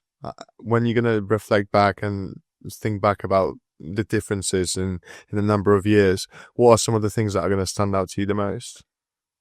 Well, in terms of like between the 2021 double or... Yeah, it could be, I don't know, your relationship with Imo, it could be how the boat was going, what you were working on, or the overall feel, the attitude, I think the overall things that we were working on never really changed. Darren is very, very simple with his technical model, but like the clarity we had in those 3 years was like so sharp. Like we knew exactly what we were doing. We knew exactly how we wanted it to look and feel, and we went out and we nailed it every session. And there was just like, yeah, absolute clarity every session, every stroke, like what we wanted and how we were going to get it. I think the three of us had like kind of been through 2021, like that's like a lot to go through. And I think we all knew each other very, very well. We'd all seen each other at our absolute best and our absolute worst. And that kind of, I guess, like bonds you, but you also know how everybody kind of works and responds to different situations. And I think as a three, we'd do a good job of like, if one person was being a bit odd or like going through something, the other two could manage it very well. I think that was a very important part of like the three of us working as a team. You're kind of sharing the load and the pain amongst the three of you, which made it easier than just taking it 50-50. Yeah, and it'd be like, say like Europeans in 2022 was the first time me and Imo raced again together. And like we had our pre-race chat with Darren. He was like being really weird and nervous. And we like and we were like, we're going to win though. We think we're going to win, but we think we'll be fine. And we were like, after we kind of had this chat, Darren was like, and we were like, why was he being so weird and nervous? He was being weird, right? Yeah, he was being weird. Should we just ignore him? Yeah, we know what we're going to do. And then we went out and it was like fine. And it was kind of that like, we're all human and we're all going to have like weird reactions at different points. But like, as long as the other two can be like, it's fine. Yeah. It's fine. Cool. It's good. Another good, great piece of advice, definitely. So from that point that was your first race post Olympics, and people would be forgiven for thinking that you forgot how to lose from that point onwards. Once you won there, were you like this? Are you thinking like this is where we need to be? Are you setting your sights on anything, or still managing to just be like in the process? I think if we kind of go by years, like 2022. When we won Worlds, when we like crossed the line in 2022, I think Tokyo was very much like put to bed for both of us. Yeah, I mean, people similar cruise with similar cruise, and we won Worlds. I think we'd like proven the point that like we were good enough to win. Didn't stop people bringing it up for forever, but like I think for us that was like we're world champions, brilliant, great. At this point, you're getting really bored of everyone going like, "Oh, so you're trying to make up for your fourth place." Is that like the only thing people want to talk to you about? It made all the media way less stressful because we just knew we weren't going to get any unexpected questions. Just the set menu, please. Yeah. I mean, actually, I think one thing that people don't realize is how little time me and Imo actually spent in the double together last Olympiad. Like, we only got together for like I think 2-3 weeks before that Europeans in Munich, and then had the summer sort of together, and then she went back to finish off her medicine. So again, we weren't actually in the double properly together until a couple of weeks before Europeans and bled.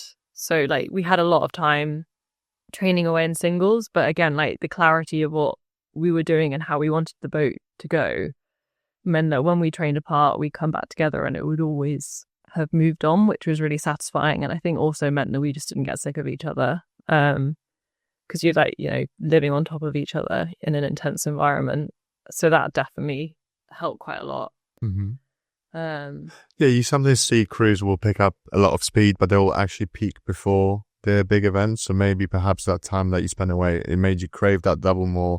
It gave you so much time to think about that reflection, what we're going to work on next attack, and then it helped to not keep it stale. Yeah. You would get to repeat that little honeymoon period the first couple of weeks when it's like, oh, it's really good, isn't it? And because it can get bogged down after that. And like Emma would, go and train on her, and I would like, do stuff with open weights at Caversham and like do a very different program, and like you kind of discover different things and like learn different things, but it was still with like a very clear kind of like the technical model was so clear that it was always kind of fine to come back together.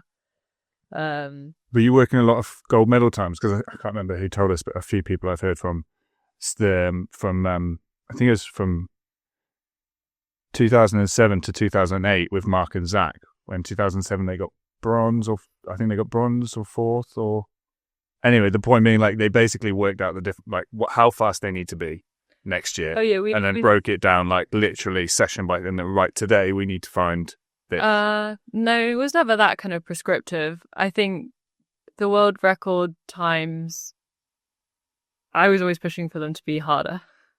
Yeah. Like, no. I'd be like, why isn't it 6:38? Come on, because we can do that. What was it before you broke it? The one that we would work to was like, I think it was 6:40, and then eventually last year it got moved down to 39. But I could be wrong. I could be wrong. I can't really remember. Yeah, that's right. You're not a numbers person. I'm not a numbers person. You do remember all your finish times. I don't normally sit here with everyone else's like... I don't remember all of them. You've got all the places right. Not from World Cups. But look down from your 2013, 14, 15, 16, 17, 18, 19, you've got all your places right. You knew where you finished in every single year. Yeah. That's pretty good. Not everyone can do that. Oh, no. I remember those. So you've got a few numbers in there. No, just not the times. Well, then coming on to like Varese, where we did the world best time and then had our closest race at the Olympiad. That was fine. Was that World Cup too? Yeah, I think that was a great race. In 23? Yeah, with the Americans. I just weirdly, like, I was very calm. I think we were both very calm. It was one of those ones where I watched it back and I was like, oh, that was quite close. But like racing it, I was like, we're just going to do our race plan, or we'll be fine. The world best time was completely accidental. Well, yeah, no one really races for world best time. But when you crossed the line, did you see the time? I knew we were on for. I knew we were going really fast, but I also was like, we're gonna have to race tomorrow, so you can't call a sprint. Really? So you got the fast. This was in the semi. Yeah, our world best time was. Oh, it was in the final. No, so we did the world best time in the semi with no sprint. With no sprint. That is amazing. And you're 3 seconds off the heavyweight record. Yeah. Sorry, my voice just gone wood. Literally 3 seconds off the... Yeah, and I was like, we've got to race tomorrow. And it's a good thing we didn't, because it was very tight. Was that the only time you were led during the Olympiad? Pretty much. No, you got led out of the gate at 2024 for a little bit. We've been led at various points, but it was by far... It was probably like the only time there was less than lighter legs. Right. And it was about 6 inches. I don't think, like, having talked about process and outcome, it doesn't seem like you were thinking we're trying to be the best of our time. But, like, does it change anything by now thinking, oh, we're actually the best ever? Do you not think about it? Do you enjoy it, revel in it for a minute, and then... So there was this point in 2023... It must have been 2023. And I think it was leading into Worlds, and like, we'd had like the Americans spray the kitchen sink at us and we'd still been okay. And I was like, this is like, I am I am the person, I'm the athlete, I'm the woman I literally dreamed of being since I was 12. I've always wanted to be. Why the fuck isn't it any easier? I had this conversation with Darren because I'd been like quite nervy. And I was just like,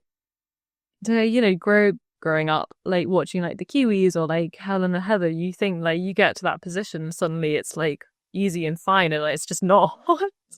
It just was never any easier, and I was like, oh, that's sad. That's the sport, really, isn't it? No one ever wins. Yes, I was like, oh god, why isn't this easy? That's yeah, I guess. But were you kind of like? I remember we spoke to Rosie Popper, who was in the women's sport in Tokyo, and she's talked a lot about thinking about being the athlete she wouldn't want to race. Yeah, Darren used to say it's really tough racing you guys, but it's even tougher being you guys. So basically he was like, I mean, he was basically like, it's pretty bad having to race you, which is fair, but he was like, nobody in this world puts more pressure on them than you put on yourselves. So yeah, it was kind of like, we wouldn't want to race us. We wouldn't want to race us as we are. Like Yeah. Can you imagine having like two sets of us like racing? Oh my god, that would be horrendous. Well, let's talk a little bit about how you dealt with that. So obviously, that's a lot of that. If you build up that pressure, eventually somewhere it's gonna explode. So how did you sort of release that along the way to make sure that you were on track? I had a very good therapist through the last like 2.5 years, and we did like a lot of work in terms of like processing Tokyo. So do like EMDR and stuff like that. So like some different stuff there just to like properly put that to bed, and then kind of talk through like how everything was going and like the pressures. And I think we always talked about it, and like having those conversations, but then like bringing it back to being process driven as like, okay, yeah, maybe this is the situation, but like at no point did I think we ever really wanted to dwell on like being the best in the world, because it was like, well, we've not done the job yet. Sure. Yeah, like so what? Yeah. In a moment. So how did you keep the excitement of that down to keep sort of like that composed, clear head throughout the training? Like I'm sure with everyone always just being like, you're gonna win, and then so you got him, or you should like probably went through a series of conversations, or maybe you had like some calls or something. Like as a double, how did you deal with that? Coming into the Olympic year, sort of you've done the double, haven't you? 22, 23 Euros and Worlds, and you haven't lost for 2 years now. I think again, like we'd lost very famously in Tokyo, so you kind of can't really be like I think we were aware of the expectations and stuff, but it was just like, it was so about us. It wasn't about anyone else. It wasn't for anybody else. It was like about us and the boat and Darren, and like doing it and doing the job and doing it well, and like not really thinking about the outside world. Like there was a bit of noise, there was a bit more kind of like media stuff, but again, like because the questions were always along the same theme, the narrative was very easy and very straightforward, and therefore very easy to kind of like, I don't know, like separate ourselves from it, like because it kind of told itself, so we could kind of just detach from it and be like, yeah, sure, whatever, like do that interview, back to like the job. And it kind of became very like separate and kind of fine and like distant to what we were doing like on a daily basis. And what we were doing on a daily basis was like what we'd done for 3 years. Like it was very simple and like normal, I think. Were there any pitfalls along the way that you could see as possible obstacles that you just managed to navigate around? Was there anything you needed to like stay away from? Or? Oh my god, like last year was very eventful. So where to start? Well, I mean, in 2023 we did like ram the Romanian 4. We went right through them. They were just like sat across our lane and didn't say anything. Was that in a warm-up? Yeah, this was just like in a paddle before Worlds. I mean, they were fine. Felipe fixed their boat and they got medals, so... We're not nervous, I swear. Well, we were... There was not a scratch on our boat and we carried on our session. Nice. So that was quite eventful, but like dealing with stuff like that. But then, yeah, so 2024, I guess it was like fairly straightforward with camps and stuff.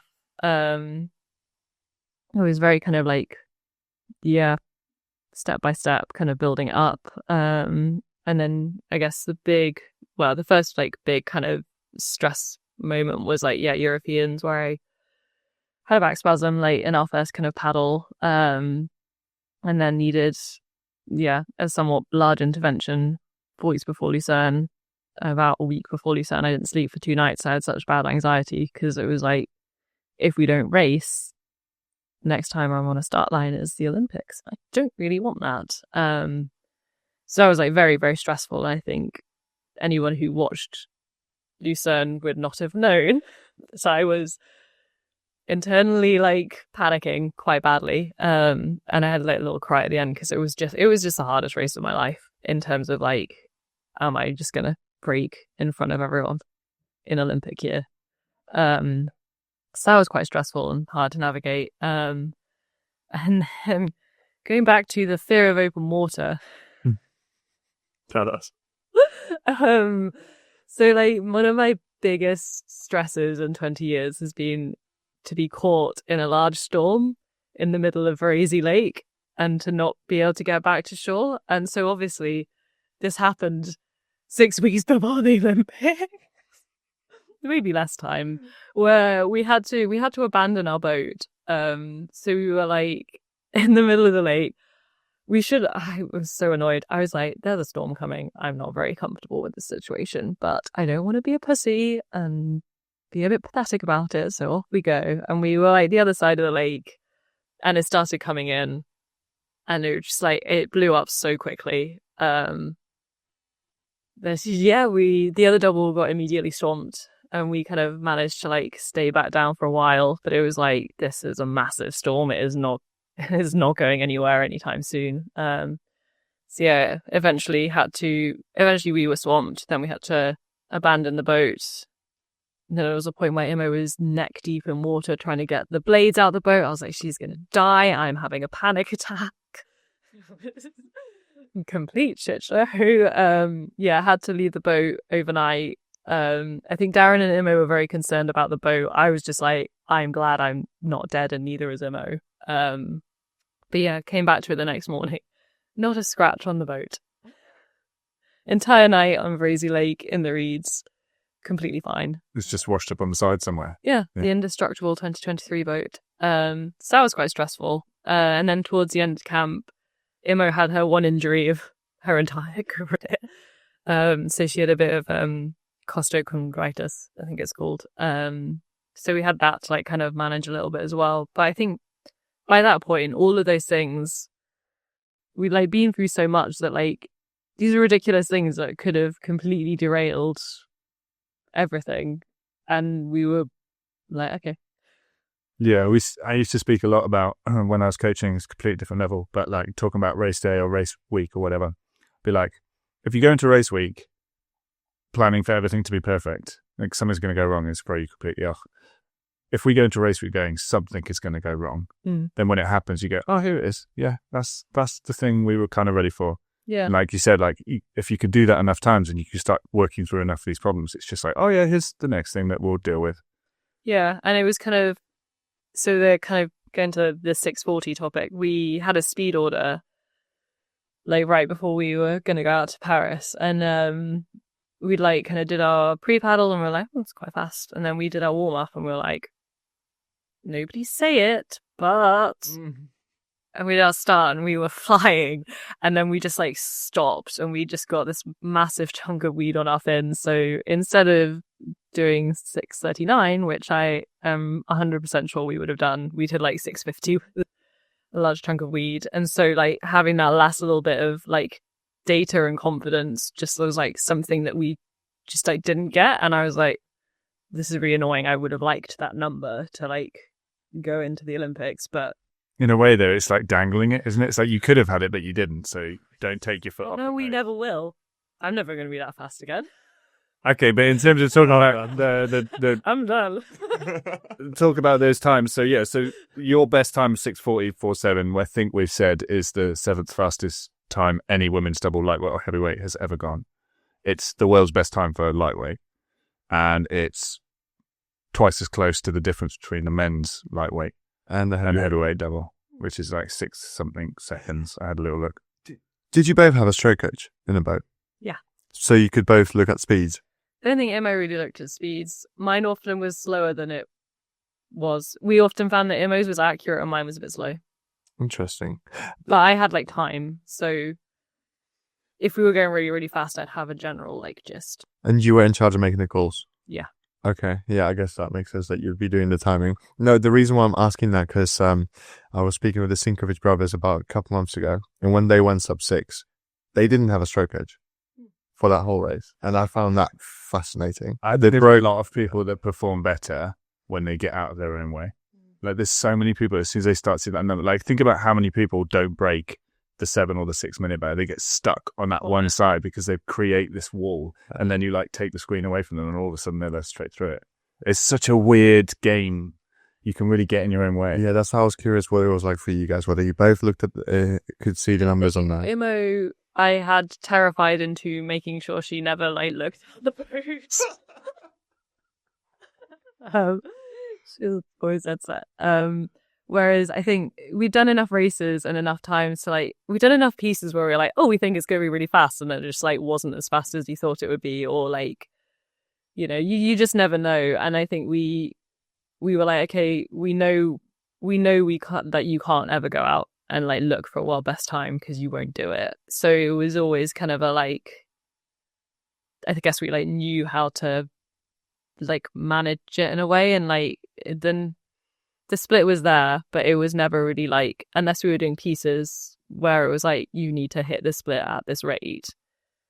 It was only ever really like a rough guide. Like for me, my speed coach was there for more like being able to do the race calls and like knowing where we were in the race in case I like stopped, like lost count of strokes. Mm-hmm. So it wasn't like we were never doing like anything and being like, oh God, what's the number? Yeah. No, that's probably good. I think there's probably quite possibly too many screens that athletes have to look at now in front of them. Yeah. It takes away from the pure passion. Yeah, just push hard. Like that's what I'd never understand a race plan where it's like, oh, and then we'll do like 10 hard. I'm like, why are you not already pushing as hard as you can possibly push? I'm with you on that. I heard a good one when John Collins spoke about Rio, and like Banksy the night before was like, right, if we do what we normally do, we're going to come nowhere. So we're going to do our last 500 in the third 500. It's like, what a race plan. Just like the old, we're going to go off hard, stay hard, finish hard. Good. Yeah. Yeah, why not? After the finish, make sure you do that, yeah. Let's talk about the actual... Let's talk about it. Yeah, 2024 Paris. How was the sort of run? Because I looked at some of the others. So the Italians that won in Didn't Tokyo qualify. didn't qualify. Yeah. The French, very Italian this one. The French didn't make the A final. No. Who got silver? And I think the Dutch had retired. They went. Yeah. I don't know there. Yeah, they retired. So was that any sort of a conscious thought in your mind? Not worried about what anyone else is doing. Quiet victory. Yeah. Ha. It took you that way. Yeah, I guess I'm fairly vindictive at some level. You grab what you can. Fairly petty, you know. Well, don't say that's petty. They beat you, and you wanted to beat them. Yeah. I think by that point it was like, yeah, it was a kind of like I'm quite glad we never had to race the French because home crowd and stuff. Mm-hmm. I don't think it would have made a difference, but like, yeah, and like at the end of when it came down to it, we ended up not racing them at all that year. So, we knew like the Romanians would be like the big one to beat, but we were still pretty sure like that we would win. It was kind of the like. Did you race them before? We had to race them, no, because I hadn't done Europeans. So no, I mean in like the earlier rounds, or not till the final. No, not till the final, and then they kept doing faster times than us, which we were like, we know like the wind has died and da da da da da, and we know we're like da da da, and like you look at like the margins, we know we're fine. But I do remember like This is Imogen crunching the numbers.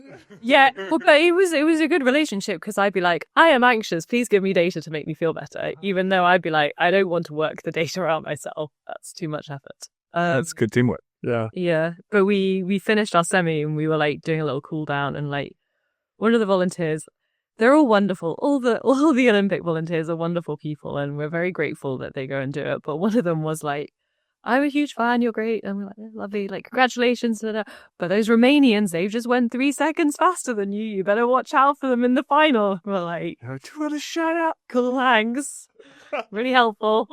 Were they Perhaps I hadn't thought about that. Frodo were British. Oh. Even worse. Cool, thanks. Yeah.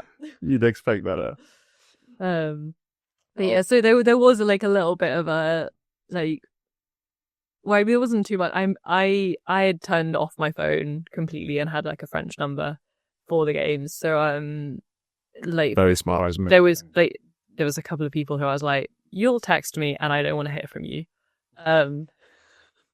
We're not saying any names. And I turned on my phone at the end of the games and they'd texted me.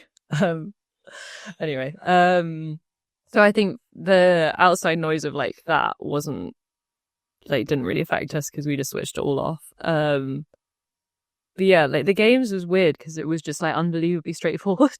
It was like so simple. It was really nice, like being in a hotel rather than the village. It just felt like a normal world. It was like, we're gonna go out, we're gonna do another 2K. Like, it's just business as usual. The only like, I mean, we like couldn't pre-paddle before our semi because there was a storm, and we were like, okay, well, I guess we're on the bike. And it was that kind of being chilled about literally everything. Acceptance. Yeah. I think we were quite nervous. This is an awful anecdote. We were quite nervous before our heat. And I'd had my beetroot shots and I was very nervy. And we were like sat opposite each other eating breakfast after weight, and my stomach just like couldn't take any more, and I like threw up a little bit into my porridge. like we just caught each other's eyes and just burst out laughing, and like all the nerves, like all the kind of like, oh god, it's here, it's the Olympics, like just gone, and it was like hilarious. This is just another 2K. Yeah. Which was good because then before the final I was like very, very violently sick for quite a long time. Like it was all awful. And in Just front nerves sick. Or... I assume nerves. I didn't feel nervous, but like I think probably a bit of nerves, probably a bit of like, by that point I was like bicarb, beta, nitrates, and it was like the beetroot shot was clearly like the step too far for my stomach. So I think the Greeks got to witness me like vomiting bright pink before the final. Yeah, the beetroot juice vomit. Was it World War? Yeah, it was World War. Yeah. We've seen a few of those. Yeah. Honestly, it was horrendous. And I had to be like, Darren, just like before we were going to pick, could you do me a huge favour and maybe grab me a gel? I thought you were going to say, like, Darren, clean up on aisle 2. Can you imagine? Oh no, if he'd known I was vomiting my guts up, he might have freaked out. So it was like, let's not let on. Yeah, it was just so uneventful. Like, we were delayed by 2 minutes. That was a bit weird. We're like, okay, guess we'll sit here for another 2 minutes. And then it was literally just, we did the race plan. It happened exactly as we thought it would. I think we got about 500 in, and I was like, oh my god, we're going to win. Did you expect the Romanians to go out hard? I thought they should out harder. I thought they might. I was prepared for them to lead us. So when it was 500 and we were ahead, I was like, we're going to win. Don't think about that. Stop thinking that. And it just went so fast. Like, the race went so quickly. And a lot of it was like, do the race plan, don't think. Like, just do, don't think. Just don't think. Just do it. Just don't think. You've done it so exactly what you're saying, like, get out of your own way, right? Yeah. You've done it so many times, like, just do that. Get out of your head. Do not think about what the significance of this moment is. And then we crossed the line, and it was just like, time just stood still, and it was like, oh my god, we've done it. Like, so I watched it earlier, and I rewatched a bit at the end, and I'm trying to see what you said. Did you do a Cat Copeland? I feel like in the boat, you cross the line and you say something to him, and it looks like you're saying, "Did we just win the Olympics or something like that?" I think I just said we just won the Olympics. We just won the Olympics, yeah. Yeah, it was just like there was I know it, in my mind it was like an eternity of like, oh my god, like it's actually happened, and then it was like, put your hands up and celebrate because you want the nice photos. Want the good photo. And then yeah, it was just, I mean, very overwhelming. Very, very overwhelming, surreal. I think the tears started fairly soon after that, and it was just like, wow. And then you kind of get in, and they're like, put that tracksuit on, it's time for the medal. And you're like, I just won the Olympics, I want to process this. And it's like, put it on, put that tracksuit on. It's like 34 degrees. They have a schedule, and they're like, you must stick to it. So that's all a bit weird. And then, yeah, I mean, just the whole like medal ceremony, I remember just being like ugly crying. And we're just wishing it could last forever, because I was like, this is going to end and then it will be done, and that will be sad that it will be over. But yeah, I mean, I do wish I'd managed a smile at some point, because there are no photos of us on the podium where I am not ugly crying. But I mean, you just won the Olympics. You can do whatever you want. Literally. Yeah. Yeah, you've earned that. yeah, but I can't put up on the wall. Get a good sort of artist to like put a good face, put a smiley face. So bad. Yeah. Doing another bit of research, I watched one of the interviews where you said you were going to go and buy an expensive pair of shoes. I did. Did you? Yes, it was a good story actually. So I told our physio about it. So it had been, we'd medalled in Tokyo, I would have gone and bought a pair of blue batons. Tragically did not. And so I told her, and she was like, okay, well, get your medal, like you've got to do it in the tracksuit, and I want to come. So I was like, fine. So we picked a day, and like me and Emma were in the stupid white tracksuits, and Penny came, and we go in, and like it's like a full Pretty Woman situation. Everyone's just swarm. No? They're just ignoring her. Oh, they're like, they think you're just in like yeah, tracksuit. like, can I try these shoes on? And she's like being really slow. She's on her phone. I was like, if I wasn't so tired and hot, I would go to a different Louboutin shop, but I just can't be asked. So we got the medal and just I was going to say, put it all out on the side table, and she comes out. She's like, oh my god, oh hi. She's like, can I take a photo? Here's some free perfume. And I was like, right, okay. Unbelievable. Yeah, it was like full Pretty Woman. It was hilarious. Nice. Oh, I love that. Those side on tail. You don't have to be like, do you know who I am? You just have to. Yeah, if I'd been like, do you know who I am? She'd have been like, no. Yeah, then you've passed the gold medal. So not only you got your gold medal, you also got your Pretty Woman one. I have a good photo of it, which I realise isn't great on a podcast, but We should take a look. But yeah, whilst you're finding that, like, what an incredible. Like, I think I can collectively speak for everyone when I say that we were all just so happy to get that. I have some bio. Yeah, that is pretty cool. That's pretty cool. it was a vibe. Yeah, I think everyone in the country was just collectively both happy and relieved for you two. Yeah. Forever champions. I just want to like, I don't know if that was like sunken in or not. Probably has, but forever champions. No one's ever going to be able to touch that, overturn that, take that away. Yeah, we'd be so mad if they bring it back in.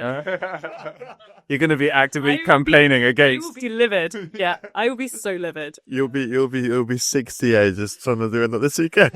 I don't know. It's Greg and Johnny Searle have got the Cox pair forever. I don't know who the last Olympian was in the Cox 4. Cox 4. That's a different one. But yeah, there's another British last Olympian forever. Yeah, no, it's very How long did it take? Yeah, go on. surreal. How long did it take? I still don't believe it. No? No, Do you wake up sometimes and like, oh fuck, we did. Where's the medal? in a box on the shelf. Not out. It was like just on the kitchen table for quite a while. I was out and about for quite a while. I think what surprised me was how nice it is sharing it, because the whole journey was so insular and so unbelievably selfish and about me, and then getting the job done, I could share it. And that's been really nice, like going to schools and like kind of doing all of that stuff, and it not being about me anymore has been really nice. That was quite an unexpected part. I kind of thought, I don't know, just didn't expect that. And is it like the sort of sense of relief? Does it put things to bed? Was there any sort of underwhelming feelings as well as overwhelming? Or I didn't think it was ever relief. It was definitely disbelief. I think before we raced and like kind of going into it, I was like, okay, right, I don't know what the result will be. And I don't know how I'll feel about it. And I was fully prepared for like feeling underwhelmed, really missing rowing, like all of these kind of things. But I never like prepared for it being completely perfect and feeling like completely at peace with rowing and done and happy. And it literally just being perfect. Like, it's kind of thrown me. I feel very, very lucky that I've got to have the story that I have and the ending that I have. And it still kind of throws me that I'm like so happy and done. You did it. Yeah. Yeah, I'm like, and it's mental. And like, that is mental that I did it. Like, I can't quite believe it. And it's very surreal. yeah, It's like a movie script almost. That almost movie script writing forth, where it's just 1 second's repetition all cruise. You'd see that in the movie, you'd be like, that's never going to happen in real life at the Olympics. That's too close. And then I can just imagine the Rocky montage of like the next 3 years, and then boring montage, but I think after Tokyo, I was like, okay, I guess like fairy tales aren't a thing. And after Paris, I was just like, oh my god, fairy tales are real. But it's really cool. I think everything you said is interesting because early on, I think we were talking about 2017 when you got the bronze in the double. When Darren was like, oh, I think we can make the final. And you're like, no, I want a bronze. And then it sort of reminded me. I mean, I would have taken a silver or gold if I could have.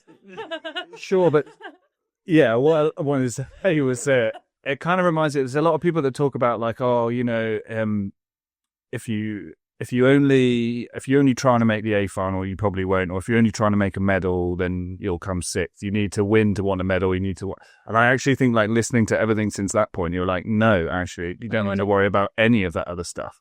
Like if you're going to win and you make it to the top, like forget putting markers on it, times, medals, whatever, and just be like, how can I be the fastest I can be? I think, yeah, but I think part of that for us was like, we want to be the greatest lightweight double that has ever happened. You did talk about that. Yeah. We were like, in order to win this, we have to be the best that there has ever been. And that's like the standard. We didn't talk about that's the standard. Yeah.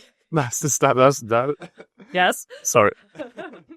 We didn't talk about it like every day, but it was like, it underpinned like everything we were doing. We were like, we need to be undisputably the best in the world. Otherwise we risk Tokyo again. We were like, we have to be on the start line and it can't be a roll of the dice. Yeah. It has to be an act of God that stops us winning this. So Max Bracklin, when he did the Canadian 8 in 2008, said, we're not training to win on our best day, we're training to win on our worst. Like, take the guesswork out of it. And then there's another thing that I like to add, which is that you've practiced rowing that double and doing that race plan and I guess visualizing, executing everything to the point where you couldn't get it wrong almost. It's not like, if we do everything, then we'll get it right. It's like, no, you've done everything so that preparation means you couldn't get it wrong anymore. I mean, sure, we could have. Yeah. Yeah. It was it needs to be, it was like, it just needs to be another 2K. Yeah. Like, it just has to be another 2K. And then worry about the fact that the entire world was watching it later. Yeah, that's a good point. I mean, everything. We've got to get you go soon, so I know, yeah. quick fire. We should Quick fires. quick fires. Okay, I was just gonna skip the quick fires, but let's do quick. Go on, do it quick.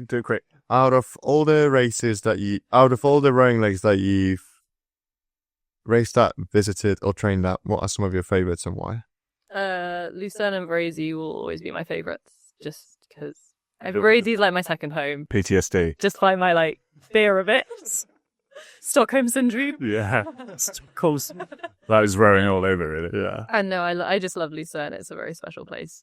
Yeah. If you were to repeat one race on one event again when you're 60 or 70, what would it be and why? Our Olympic final, because it was the culmination of 20 years of my life. Love Good that. answer. And very quick answer too. If you could travel back in time to the age you were when you first fell in love with rowing, what advice would you give that young girl? Keep having fun because it's going to take a fucking long time to get there. Good advice. Love that. Who are some of your rowing idols, or the people that you've looked up to either during or post your rowing career? Obviously Mark Hunter, because he's been a really great person to chat to and someone that I've always sort of looked at how he recently held himself and how people talk about him as an athlete and thought that's how I want people to talk about me as an athlete. And the same for Catherine Granger, who is just like amazing in every way as well as an incredible athlete.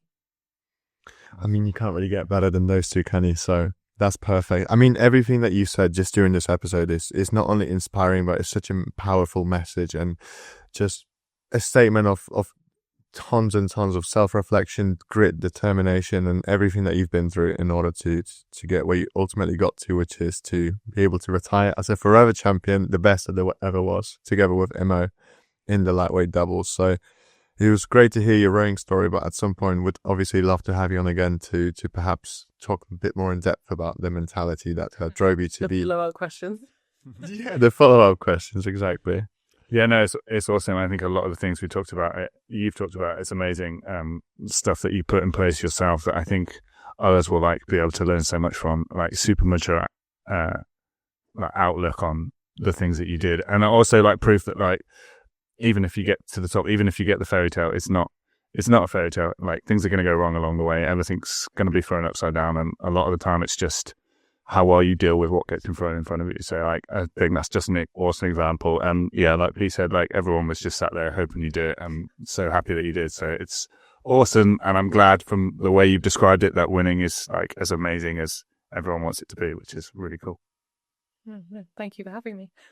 Thanks for coming. Yeah. And we got to learn during this episode that some fairy tales have pink porridge in them. And I think that concludes everything for this episode. So on that note, easy there. Cue the music.